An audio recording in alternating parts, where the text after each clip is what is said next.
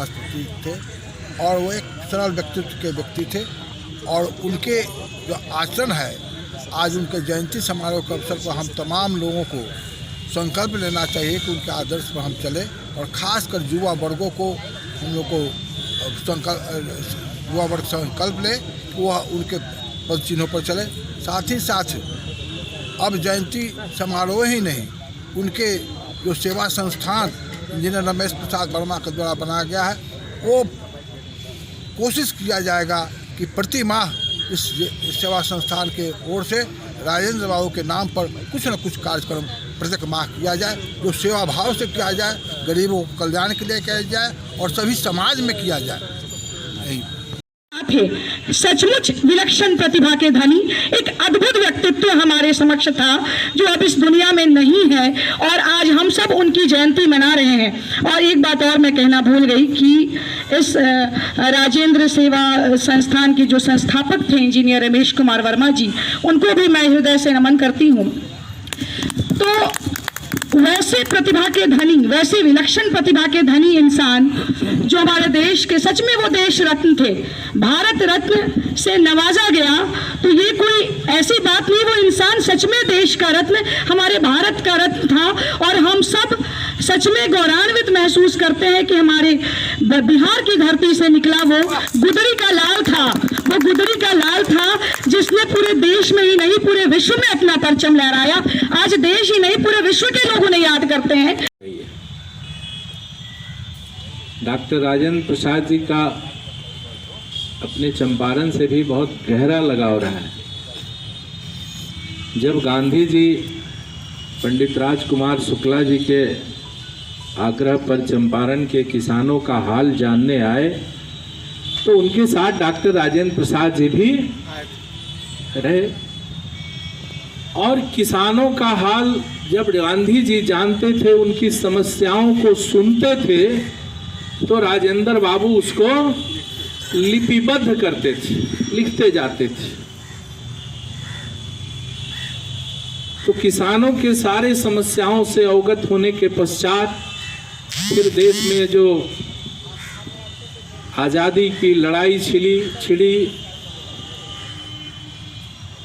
हम स्वतंत्र हुए, पावर ट्रांसफर हुआ, देश में जो अंतरिम सरकार की चर्चा होती है, जब पहली बार अंतरिम सरकार बनी, सत्ता का हस्तांतरण हुआ, तो डॉक्टर राजेंद्र बाबू देश के प्रथम कृषि मंत्री बनाए गए।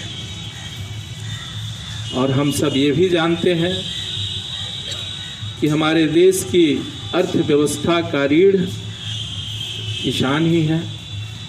आज भी 70% से अधिक आबादी कृषि कार्यों पर ही निर्भर है। के अवसर पर हम सब यहाँ पे एकत्रित हैं, उनको श्रद्धांजलि हम सब ने अर्पित किया और उनके कृत्यों को, उनकी यश एवं उनके कृति को हम लोग याद कर रहे हैं। और आज का मुख्य उद्देश्य इस जयंती को मनाने के पीछे यही है कि हम सब उनके बारे में किताबों में पढ़ रहे हैं, इतिहास के माध्यम से जानते हैं, लेकिन आने वाली युवा पीढ़ी कैसे जानेगी? उन्हें सही इतिहास का ज्ञान होना ज़रूरी है। जिस चीज़ को आज तक छुपाया गया, मैं बड़े कई शब्दों में कहती हूँ कि शैक्षणिक संस्थानों में भी इसको पूरी तरह से उनके बारे में पूरे डिटेल में नहीं पढ़ाया गया, बच्चों को नहीं बताया गया।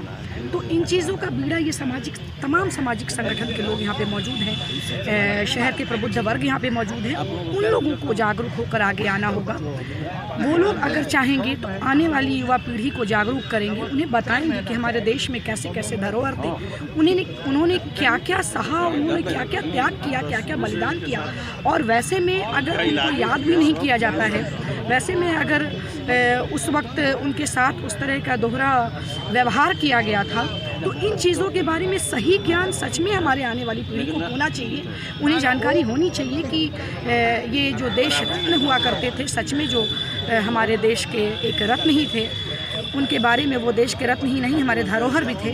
उनके बारे में सही जानकारी सबको मिलनी चाहिए। उनकी जयंती के अवसर पर हम सब संकल्पित होकर यहाँ पर बैठे हैं कि उनके पद चिन्हों पर हमें भी चलना है और आने वाली पीढ़ी को भी उनके बारे में, उनके सही इतिहास के बारे में बताना है कि क्या सही मायने में था क्या, और उनके साथ किस तरह का व्यवहार हुआ, किस तरह से उनके अंतिम क्षण में किस तरह का उनके साथ व्यवहार किया गया, और यहाँ तक कि उस वक्त के जो नेतागण थे, उस वक्त के जो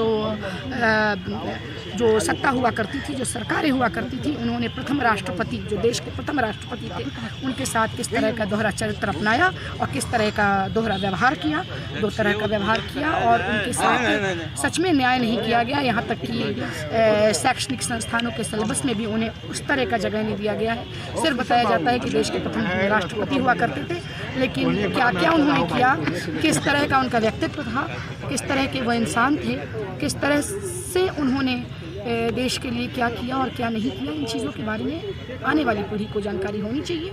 मेरा बस यही मानना है और इस संकल्प के साथ हम बैठे उनके चिन्हों पर चलें।